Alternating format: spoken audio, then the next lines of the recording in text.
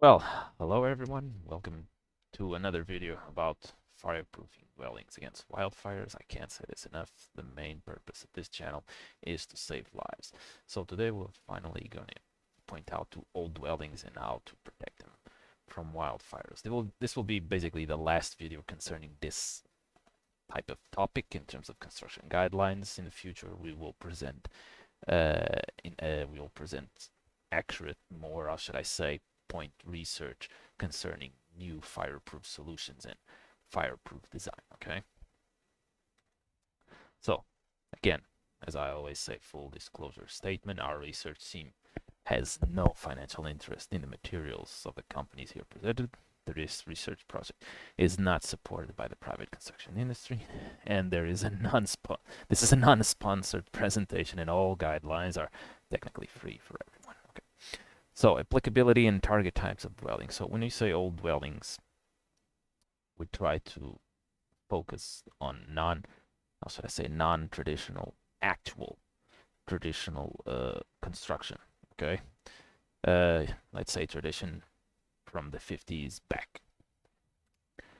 For example, old masonry dwellings. We will present solutions for old masonry dwellings, which will be similar to old brick dwellings. Okay, these will be basically the same type of fireproof solutions. And also wood dwellings, in which we will separate them. We will partially separate them, mainly in the windows, from old wood dwellings. Okay, so for wood dwellings there is still some solutions that we can apply, but old wood dwellings, it's very hard to have a very good fireproof solution for this type of construction. Okay, so elements to fireproof: for wood exterior walls, or old wood exterior walls, basically masonry and brick for exterior walls. For the wall openings in the exterior, like windows and doors, and also the roof structure can be made either wood or steel. There's also the air and light openings on the walls and on the roofs. These also need to be fireproof. Okay, so this is not the first video we talk about this. There are critical ignition points that we have studied in our surveys and reports from experts. That's basically the openings on the windows and doors, even some, if you have like wood structures in the porch, on the columns, on the front of the building, on the facade. And then there's also the roof and the entrance of air or windows in the roof. Okay, these are the main ignition points. And then there are the secondary, also important. We just call them secondary. For example, vegetation near the walls, old windows near a corner of, let's say, a top sorry, a top room. There can be also openings directly, for example, in the like directly in the roof. So we already have some published results in the scientific community regarding this aspect. Normally, I point out there are our preprint or the actual paper has been printed in Ashke. You can figure it out and read it by yourself. These construction guidelines are basically all there. Okay, the name of the paper is "Rethinking How to Protect Dwellings Against Wildfires," and also we have a master thesis that was published in 2018, very detailed. Although it's in Portuguese, we have, how should I say, an abstract in English, short paper that actually says what this thesis proposes in, how should I say, 14 pages. You can also go to our actual research project. I will start presenting videos regarding the research that we are indeed enduring in this project, which is not these construction guidelines that I'm talking to you about. Okay, so this is something different that we are trying to present to the scientific community. I invite you to go to our website and check it out. It's a very, how should I say, standard website, very non-professional. It was made by us just to present the results to the public. Okay, you can comment on the section that you don't like the website. It's fine by us. So let's start talking about solutions for exterior walls. For old dwellings, of course. So according for old masonry walls, we have some commercial providers that actually provide what they call good fireproof solutions. Either you can have companies like Seek and Weber in their ethic solutions are, in our opinion, completely viable to rehabilitate old walls in dwellings. Okay, one of these advantages of using these ethic solutions in old dwellings, and they will clearly increase the level of interior insulation in terms of thermal comfort for the winter and the summer. Although ethics is the most expensive solution, I can tell you this. Okay, classic ethics from Weber, presented in 2018. They can have either with glass wool or rock wool. They say in their, how should I say, technical notes, they can promote fire resistance for 60 minutes and a fire reaction B, which is more than enough, as we've seen, to essentially fireproof a dwelling against the action of a wildfire. Okay. There's also Sika solution with mineral wood as insulation, also a very good solution. They have a fire reaction B, again, more than necessary for withstanding the action of a wildfire. There's a new Sika solution. They call it tier solution. I've never seen this solution, but they say it applies to old masonry walls. They have a spray applied thermal insulation rendered, although I haven't found at the moment of this video no fire test data. So it's good for heritage and historic buildings. Okay, I think it's a good solution, but at the moment I haven't seen any fire test data. Maybe you should ask Sika if they have some at the moment. Okay, this seemed to be very promising, but as I told you, I do not recommend this, although it exists, because we don't have the fire test data yet. Another very good solution, also valid for new dwellings, even cheaper. I think it's called Quark Wall from Amorim. It's a spray applied quark, and remember, quark has a negative carbon footprint, so it's, in my opinion, sustainable solution. It goes all the way to the net zero solutions that our European Union is indeed promoting. And incredibly, it has a fire reaction B, and it's actually also a B roof reaction. Okay, according to European standards, this is very, very good. Okay, I think this solution may be the most promising for old masonry walls and also for new dwellings. Don't forget. Now, solution for old wood walls. So the best solution. Maybe I'm being a little bit, how should I say, unscientific, but the best solution is literally to replace the wood walls with either new ceramic or concrete blocks together with an ethics system. But this is much more expensive. The second best solution is to apply a fireproof coating. We'll see something about this. The third solution also to apply that spray cork from Amorim, but at the moment the adhesive behavior between the spray cork and the wood is not certified at the moment. I'm not saying it doesn't work, but it's not for this type of wall. So the solution based on what we call it before fireproof coating, intermittent coating from, for example, Trio wood. It's not the only one. It's one of those I'm talking about. It has a fire reaction B, and once again, this is more than enough what we need to withstand the action of a wildfire in terms of reaction. Solutions for windows and doors. So, old wood frames, let's be honest, we need to completely replace the old wood frames, and probably the existing glass will break due to being old against the action of, how should I say, heat. Okay, extreme heat. So the best solution is literally to replace it with an aluminium cover, okay, that has like an internal fireproof core. Alternatively, we have an exterior manual ad hoc protection like we can use to protect like a window if we see a fire approaching. But this is a reactive protection, not a passive one. Okay, so this is not something that is always on the window, on the door. This is like an exterior, let's call it sandwich panel that we put on front of a window to protect it against a wildfire. Okay, so alternatively, it's a good exterior fireproof solution, but it's a manual. Okay, it's not a passive one. So old wood frames.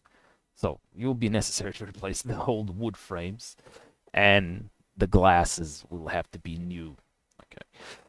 No coating from these cases are even recommended due to the fragile behavior of these old wood frames. You can apply this fireproof coating that we talked about, for example, from Tria, but I'm being very honest when I say this, if the wood is very old, this coating won't do much, okay? You have a fragile behavior. For example, I can give you the windows on the left has no protection against fire brands. You can coating whatever you want, but these glasses will likely break just due to the contact of the fire brands. On this window may have some protection against the fire brands, for instance, but it has no protection against flame contact. Okay, this will most likely burn. You can actually do some coating here. It will actually work, but it's not the best. You can have some fireproof coating, but it's not the best solution. Okay, so in this case, the best solution is literally a window replacement. Okay, the best solution again, aluminium frame with an exterior aluminium cover. That aluminium cover needs to have an internal fireproof core.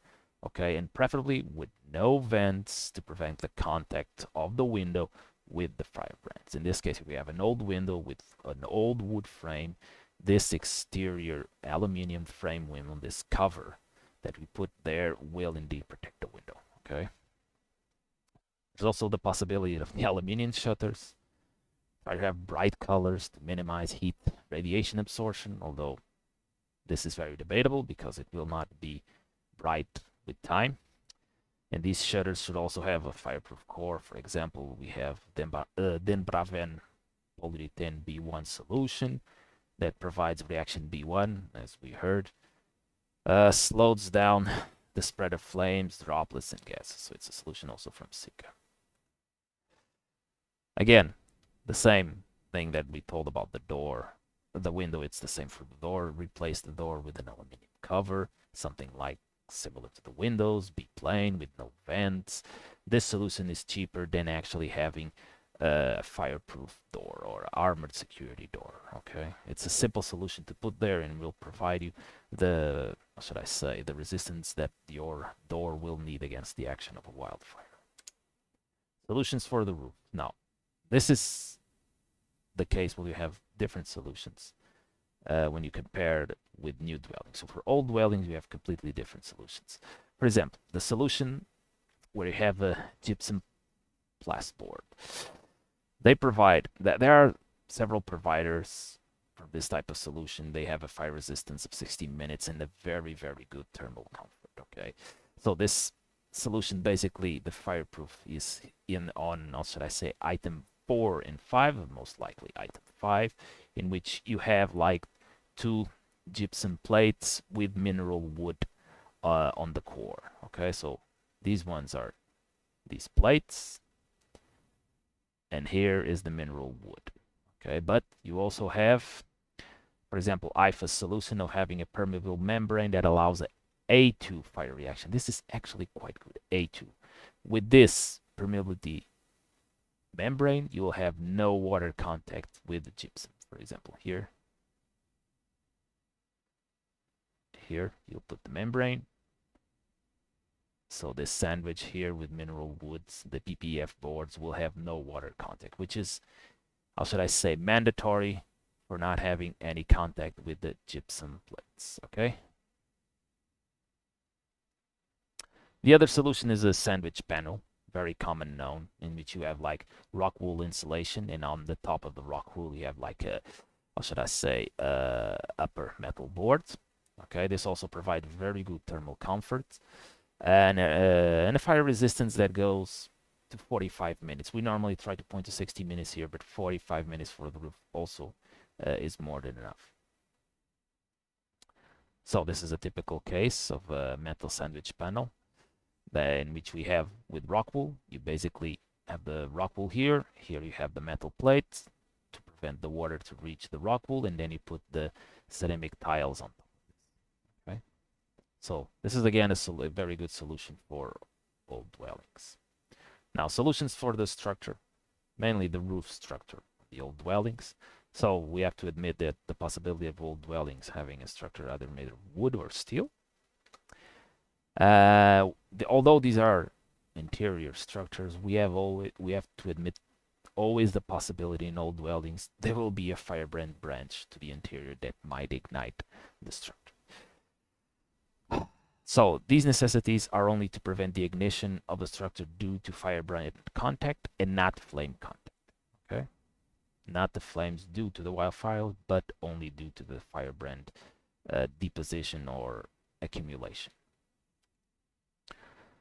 So again, if you have a wood roof structure in an old dwelling, apply fireproof coating like fire intermittent solution from Tria.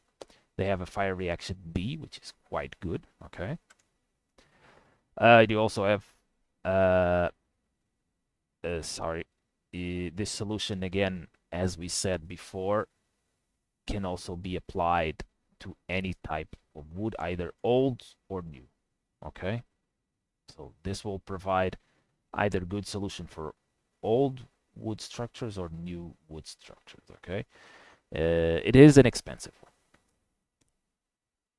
There's also, for wood roof structure alternative, you can use what we call heat resistant paint, which is not the same as intermittent fireproof coating. Okay, intermittent coating, it's not the same thing. These heat resistant paints are normally paints that we put in a furnace or in an oven. Okay, but they do have a good fire resistance up to 60 degrees. We have tested these on lab and they actually prevent the ignition of wood. Okay, they should be specific for wood and not metal structures. Okay, but we can find a lot of these in the market. For metal structure, so you can also use fireproof paints, intermittent paints for metals. Tria Solutions, they also have it. You can use flexible blank systems that it's used a lot in complex in industrial buildings, and rigid board fireproofing. For example, you can also have gypsum, something like that. Okay, so all these solutions are standard and known in the civil engineering community. Solutions for the air vents. So these are the air vents are normally on the exterior walls. The screen should be made of metal, reaction A1 at least. I don't want any firebrand to penetrate inside my wall. The metal mesh should be lower than 3 millimeters or even thinner. Some studies, and we can also confirm this because we've done this in the laboratory and we'll present this later, preferably less than 1.5 millimeters to prevent flaming ignition due to firebrand entrance or firebrand penetration. Okay, the metal mesh should be in the exterior and the interior part of the facade of the wall, okay, to minimize the possibility of firebrand penetration. Just to have an idea, the firebrands will always penetrate in these mesh, but below 1.5 millimeters, it is demonstrated they will not promote any flame ignition if they hit any fuel bed inside your dwelling. Okay.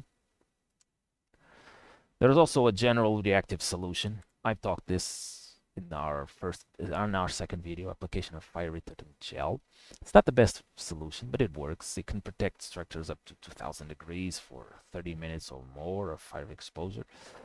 These are stable at ambient temperature for 6 to 36 hours, but once you apply them, they will literally, how should I say, be sticky on your wall, and then you have to clean your wall with water or something. But this fire retardant gel has a knockdown power 20 times of the water, so it's actually a good solution if you don't have anything else that we talked about before. How should I say, it's not 100% fireproof, but if you don't have anything else, then this might be your solution. So a little bit of proof of concept. Why these solutions actually work. Well, unfortunately, we had an event that actually proves that if you have old dwellings and new dwellings, or should I say in each the new dwellings use new material, fireproof material, standard material, those new dwellings will indeed respond better to a wildfire than old dwellings. For example, the Maui event. So in the Maui event, here we have a map, unfortunately, of the enormous area of buildings destroyed. And there were some, how should I say, conspiracy theories that this new rich block of dwellings didn't burn. And there were some conspiracy theories regarding this, but this is easily explained. If you go to the old dwellings, they were most likely made of wood with no standard new construction guidelines, contrary to the new ones, which didn't burn, as you can see in this image. And that's what made the main difference. Not they were in the rich area, in which the rich area had more protection against the wildfire than the poor area. It has nothing to do with it. What happens was these old dwellings didn't have the fireproof needs or requirements to withstand the wildfire. So this is what happened, okay? And just to have an explanation regarding again any conspiracy theories, the fire evolves very quickly, mainly to firebrand projection. So when people don't think firebrand projection is indeed a problem, because they see as a very small ember that tries to ignite, but if you have like millions of embers, it can be hell. And this is basically what happened. You had wind, strong wind due to a storm. There was enormous quantity of firebrand projection, and these old buildings that had no fire resilience, fire resistance, fireproofing, whatever you want to call it, they burned without, how should I say, without any resistance. So, final remarks again. Remember, post-wildfire damage, all these solutions provide fireproof solution for a standard fire of at least 60 minutes. In any case, depending on the chosen solution, some post-fire damage may occur, okay? You may need to paint again your dwelling, and maybe some repairing may be necessary, but you will survive inside your dwelling. In any case, the safety of the residents, as I told before, is always guaranteed. Okay. Remember, post-wildfires, I always like to post this image, because if you have like a furnace, you can make a piece in a furnace. The furnace will not burn, but it will be completely black inside. Okay. Well, that's all for today.